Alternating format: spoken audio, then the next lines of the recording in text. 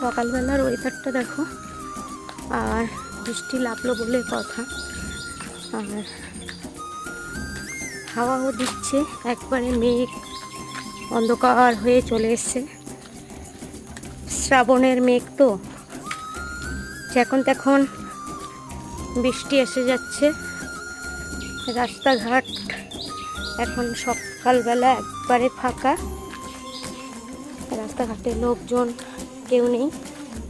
মানে সকালে যারা মর্নিংয়ে হাঁটতে বেরোয় তারা এই পার্কে এগুলোই আসে।